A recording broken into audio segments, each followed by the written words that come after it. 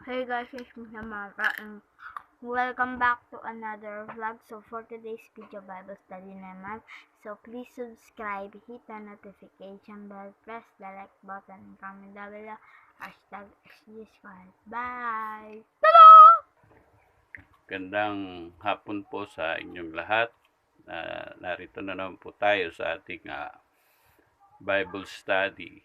No, ang pag-aralan natin ngayon ay ang theme natin ay what to do to our body, o ano ba ang dapat nating gawin sa ating katawan. Ang text natin ay nasa Roma 12 verse 1 and 2. Babasahin ko na po. Kaya nga mga kapatid, pinamamanhik ko sa inyo alang-alang sa mga kahabagan ng Diyos na inyong iharap ang inyong mga katawan na isang haing buhay, banal na kaaya-aya sa Diyos na siya ninyong katampatang pagsamba. At huwag kayong magsiayon sa sanlibutang ito, kundi mag-iba kayo sa pamamagitan ng pagbabago ng inyong pag-iisip upang mapatunayan ninyo kung alin ang mabuti at kaaya-aya at lubos na kalooban ng Diyos. Yan, no?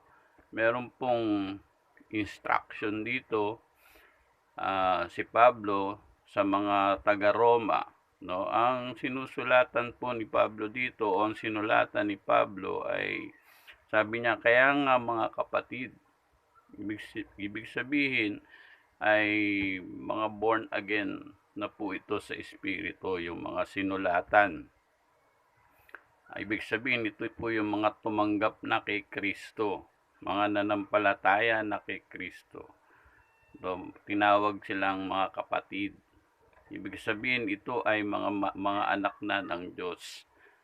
At sinabi ni Pablo, may instructions, sabi niya ay, kaya nga mga kapatid, alang-alang sa kahabagan ng Diyos na inyong iharap ang inyong mga katawan na isang haing buhay at banal na kaaya-aya sa Diyos na siya ninyong katampatang pagsamba.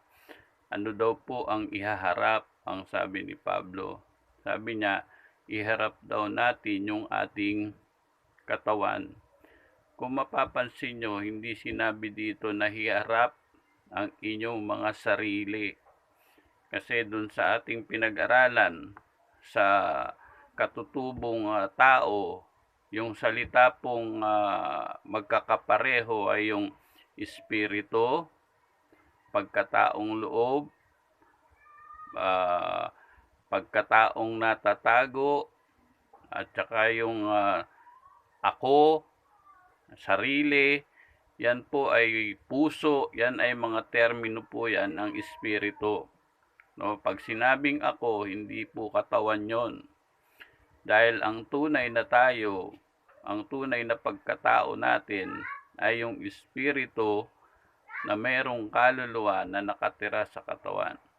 Kaya ang tunay doon ay hindi yung katawan, kundi yung ating espiritu. Kaya dito makikita nyo, ang sinabi ni Pablo, ang ihaharap daw ay katawan, hindi sarili. Kasi bakit naman natin ihaharap yung sarili natin sa Diyos? Kanya na nga yun. Kasi nga tayo na born again na, ang espiritu natin ay anak na ng Diyos, meron ng buhay na walang hanggan. Kaya lang ang problema natin ay yung katawan. Kasi sabi ni Pablo, iharap ninyo ang inyong katawan na isang haing buhay, banal, at kaaya-aya na siya ninyong katampatang pagsamba sa Diyos. Kaya, ibig sabihin, sa Diyos na tayo. Kaya ang pinapaharap niya sa atin ngayon na isang haing buhay banal ay yung katawan. Ibig sabihin, yung katawan natin ay hindi pa natutubos. Kaya ang katawan natin ay tutubusin pa lang pagdating ni Kristo. No, yung pagdating sa rapture, doon pa lang ito papalitan. Kaya ibig sabihin, yung katawan na hindi pa natubos ay may problema.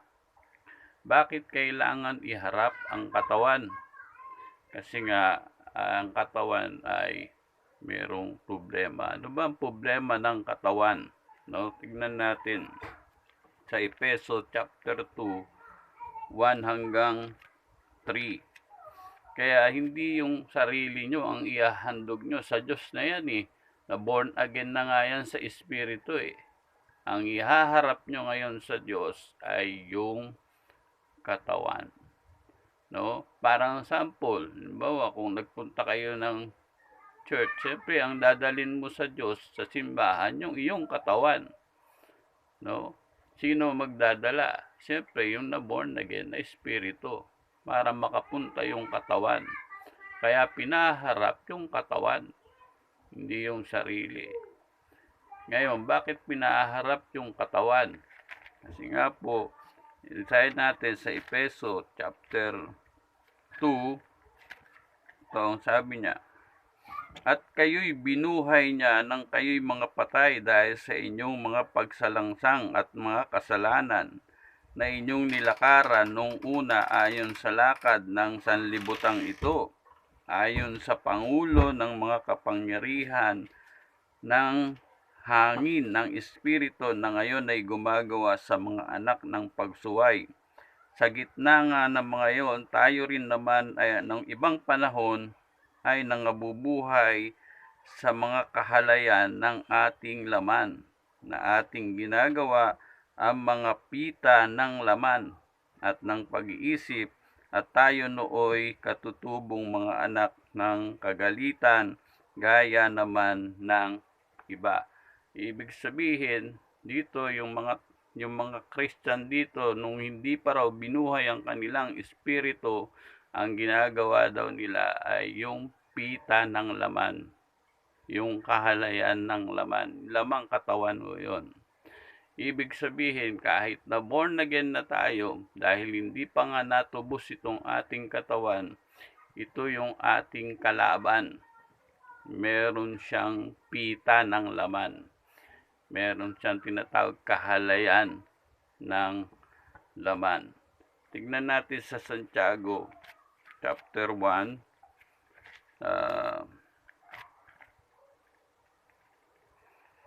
chapter 1 o chapter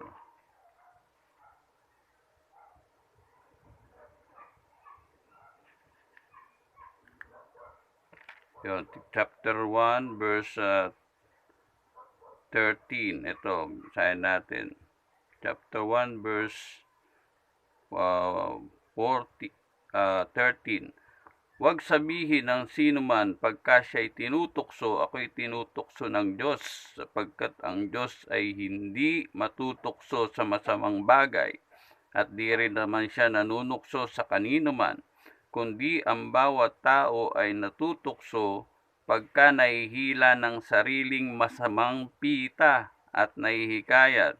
Kung magkagayoy ang kahalayan upang may paglihi ay nanganganak ng kasalanan, at ang kasalanan pagkamalaki na ay namumunga ng kamatayan. Yun, nakita natin doon, sabi niya masasamang pita. Sa English ay pleasure of flesh.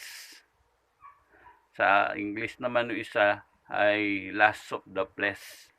Ibig sabihin, sa ibang salita, ay hilig ng laman o gawa ng laman. Kasi wala namang tao na talagang walang may hilig eh. Lahat ng tao ay may hilig. Kahit na born again ka na sa espiritu, meron pa rin yung hilig. Kasi yung hilig nga ay nasa katawan. May hilig ang laman, may hilig ang katawan. Kaya ang sabi ni Pablo, ano daw ang ihaharap? Katawan. Paano daw ihaharap? Na isang haing buhay, banal at kaaya-aya na lubos sa Diyos. Yon, paano natin ihaharap? Nakita natin ay harap yung katawan. Ngayon, paano natin ihaharap? Nakita natin bakit kailangan iharap yung katawan? Kasi nga meron siyang hilig. Paano natin ihaharap yung ating katawan na isang haing buhay, banal at kaaya-aya sa Diyos. Sabi niya sa Roma 6:13, Roma 6:13, yan natin, basahin natin. Roma 6:13. Ito sabi, at wag din naman ninyong ihandog ang inyong mga sangkap sa kasalanan na pinakasangkapan ng kalikuan, kundi ihandog ninyo ang inyong sarili sa Diyos na tulad sa nangabuhay sa mga patay, at ang inyong mga sangkap na pinakasangkapan ng katwiran sa Diyos. Ano daw po ang sabi? Paano natin maiharap yung ating katawan? Ang sabi, iharap daw natin yung ating katawan nung nabuhay na yung ating espiritu mula sa kamatayang espiritual. Sabi, huwag daw nating gamitin yung sangkap ng katawan sa kasamaan, kundi gawitin na daw natin yung ating sangkap ng katawan sa katwiran ng Diyos. Ibig sabihin ay gamitin na natin sa kabutihan yung sangkap ng ating mga katawan. Paano natin gagawin yon? No, tingnan natin. Paano ang paraan para magawa nating masupil yung ating laman o yung ating katawan? Tingnan natin. Paano natin magawa? No? Sa 1 Corinthians 9:27, ganito ang nakalagay. No? Yan, sabi niya ganito sa 1 Corinthians 9:27. Yun, ito nakalagay. Sabi niya, yun, ngunit hinahampas ko ang aking katawan at aking sinusupil. Baka sakaling sa anumang paraan, pagkapangaral ko sa iba, ako rin ay itakwil. No, paano daw na paraan para mapigil natin yung ating paggawa ng laman? Sabi niya ay supilin. Sabi ni Pablo, ngunit hinahampas ko ang aking katawan at aking sinusupil. Baka sakaling sa anumang paraan, pagkapangaral ko sa iba, ako rin ay itakwil. No? Kita niyo si Pablo? Si Pablo meron ding problema sa kanyang katawan. Kaya lang ang sabi niya, sinusupil ko ang aking katawan. Kaya para maipresent o maiharap natin ang ating katawan na isang haing buhay sa harapan ng Diyos, sabi niya ay supilin daw natin yung ating katawan. No, pigilin daw natin yung ating katawan kasi nga mayroong hilig. Sino pipigil? Yung espiritu na naborn again. At yung ating kaluluwa, mind, will, and emotion, ipapasakop natin doon sa espiritu para sa ganon matangay natin yung hilig ng katawan.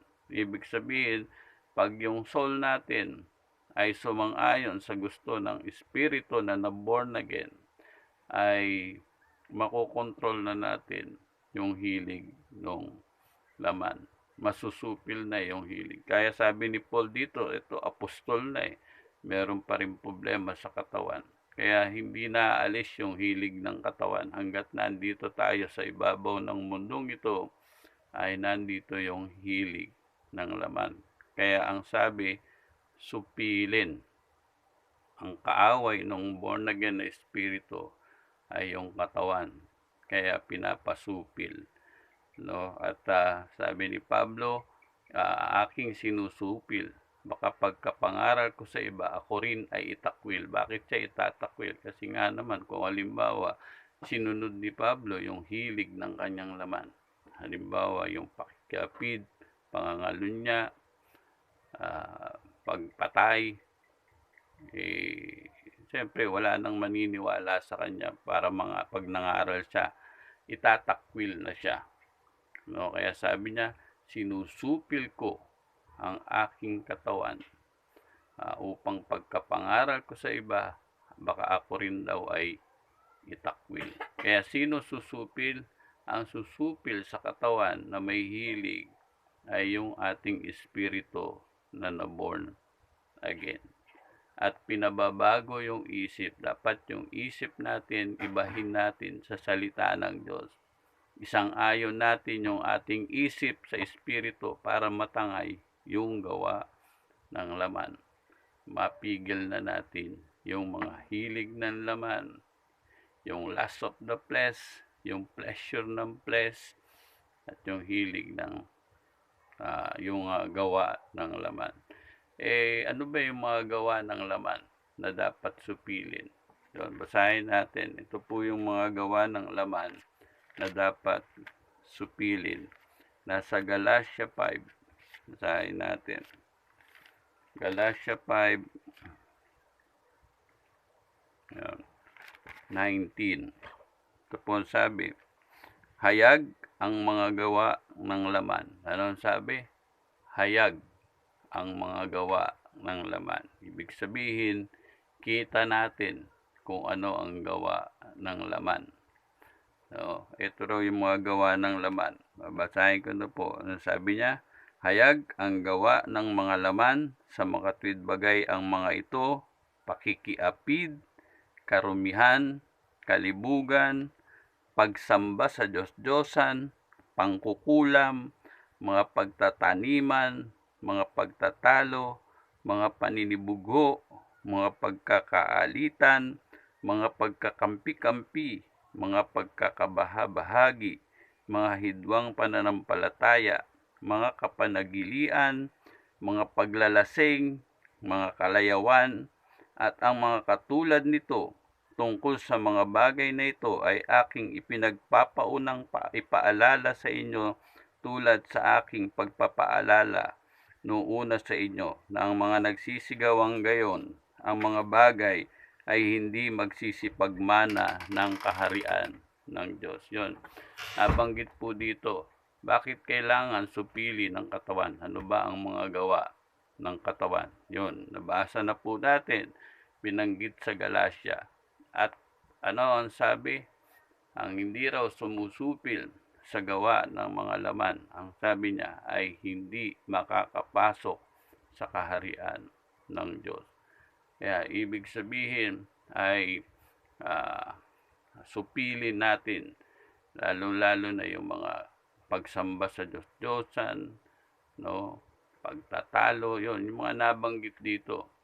Yun yung hilig ng laman at hayag yan, no? Gawa yan ng laman.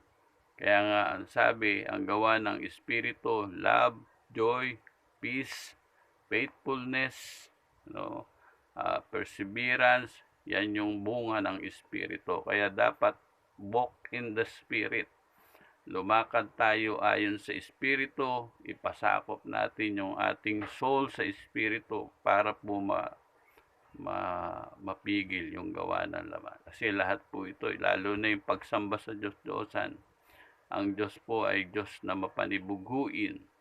No, ayaw niya po na may ibang sinasambang Diyos. Lalo na yung kahoy, bato, plastic, no, na kagaya ng larawan ng mga nasa taas o nasa lupa o nasa ilalim ng tubig o mga hayop. Yan po ay mga Diyos-Diyosan.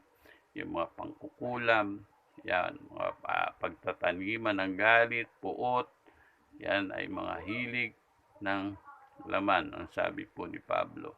At ang mga gumagawa ng ganito ay hindi magmamana ng kaharian ng Diyos. Kaya dapat nating supilin. Ngayon, ginagawa po ito ay araw-araw.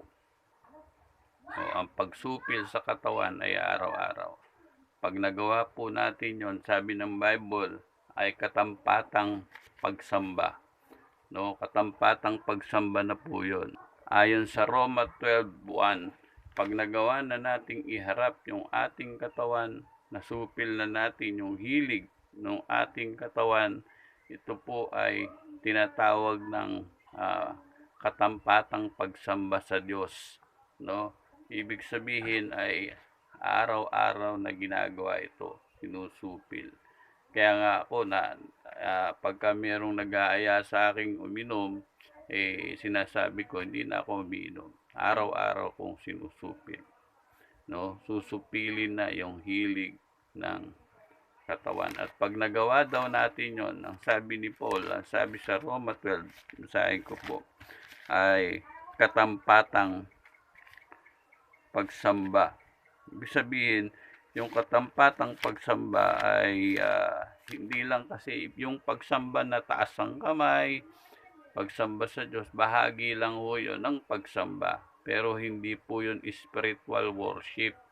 Ang spiritual worship ay yung sinusupil na yung mga hilig ng laman na nabanggit natin kanina. Yun ang ibig sabihin. Hindi po yung patalon-talon, no? Hindi po yung malakas tumalon, tapos sa taas ang kamay, papalakpak.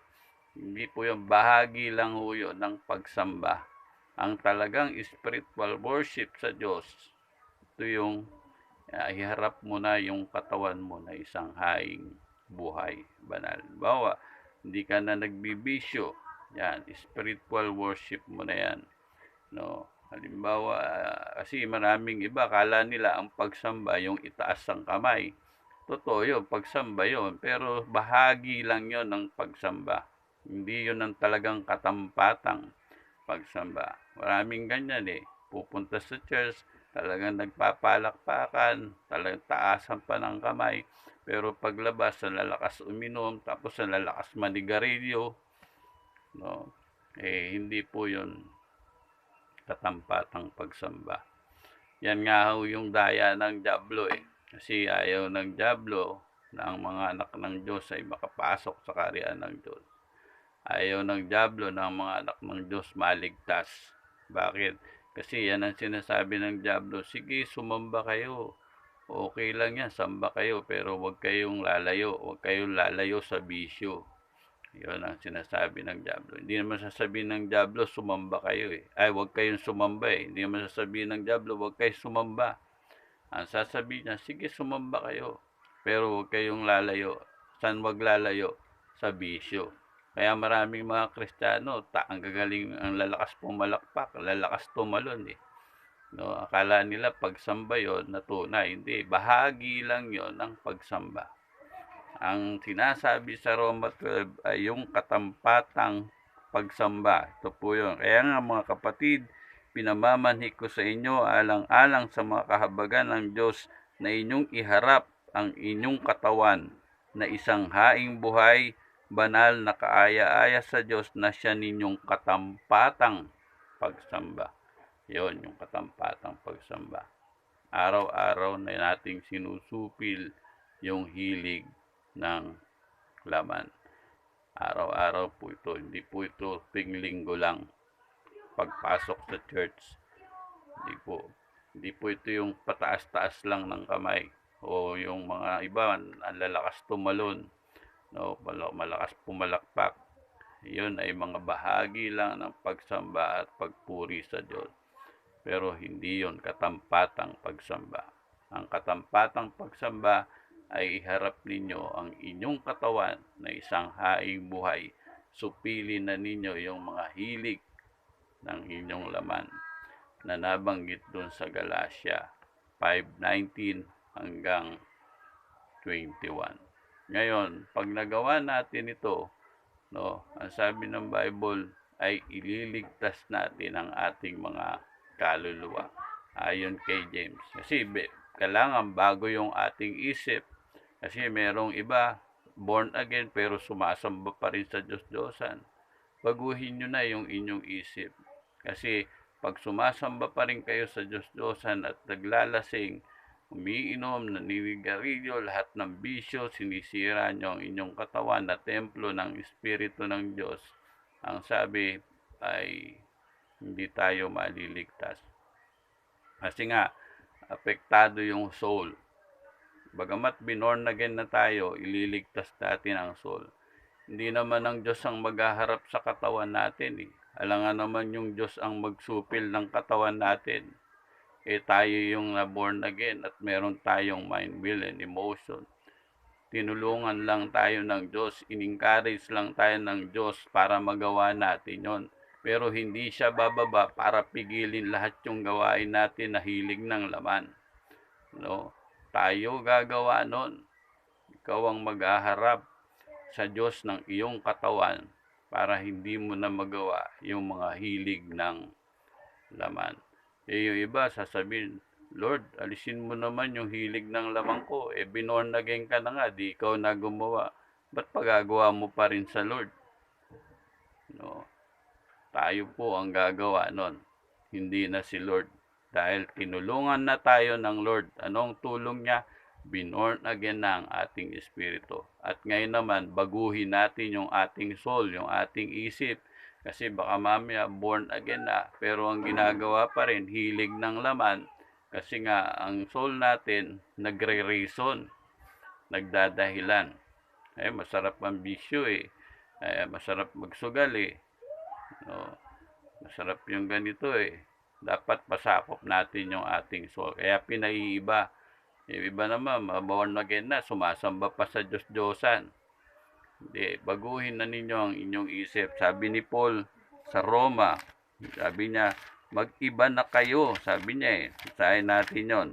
Sabi niya dito sa Roma, sabi niya, huwag kayong magsiayon sa sanlibutan ito, kundi mag-iba kayo sa pamagitan ng pagbabago ng inyong pag-iisip upang mapatunayan ninyo kung alin ang mabuti at kaaya-aya at lubos na kalooban ng Diyos.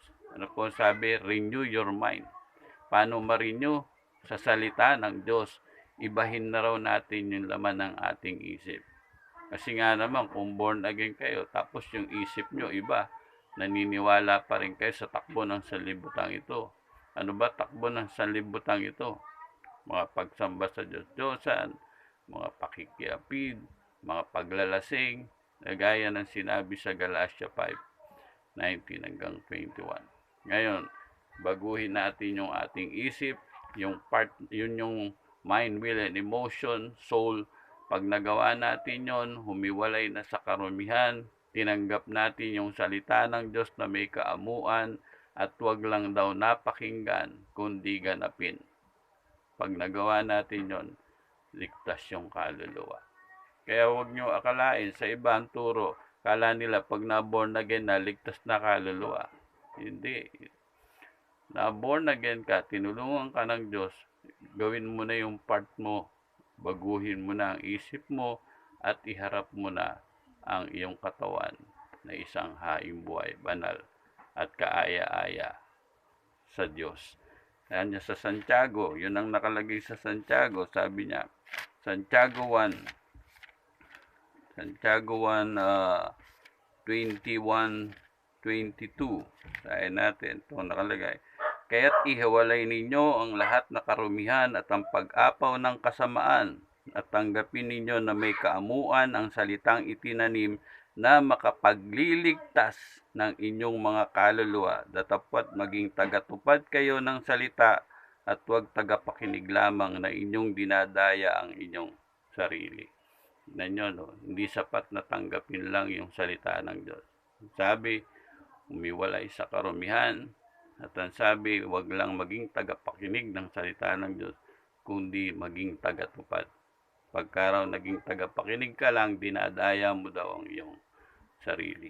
At pag tinanggap mo ang salita ng Diyos, ginanap mo ang salita ng Diyos, hindi mo lang pinakinggan, ang sabi, ililigtas ang kaluluwa. Kaya nga pinare-renew yung ating isip. At ang pag-renew niyan ay hindi po yan isang araw lang. Kaya kailangan lagi po kayong nakikinig ng salita ng Diyos. Hindi po ang pagre-renew ng mind ay isang araw lang. Paano nyo malalaman kung alin ang ayaw ng Diyos kung isang araw lang kayo makikinig? Paano malalaman ng inyong isip kung anong babaguhin sa inyong isip? Kung maraming mga maling paniniwala ang inyong nasa isip, kung di nyo baguhin at yung pa rin ang inyong gagawin, ay hindi maliligtas ang kaluluwa. Para maligtas ang kaluluwa, dapat baguhin, i-restore, i-renew ng Word of God. Tapos pag na-renew na, isunod natin sa Espiritu na na-born again para yung hilig ng katawan ay sumunod. At yun na, masasabi na nating ligtas tayo. Kaya, yun, no, mga kapatid, yun yung may gawin tayo sa katawan at sa ating isip, baguhin natin. Para sa ganon ay ah, yung katawan kasi bahay lang eh. No, bahay lang ng tunay na tayo. Hindi siya tunay. Bahay lang. So, ang kalaban, di pa kasi natubos. Tutubusin pa lang. Kaya ang kaaway, kasama mo, mismong katawan mo. Kaya ang sabi ng Bible ay supilit. No, alam ko naintindihan ninyo. Kaya kung meron kayong tanong, meron kayong comment, ay i-comment nyo. Sige po, maraming salamat at purihin ng Diyos at ang ating Panginoong Hesukristo.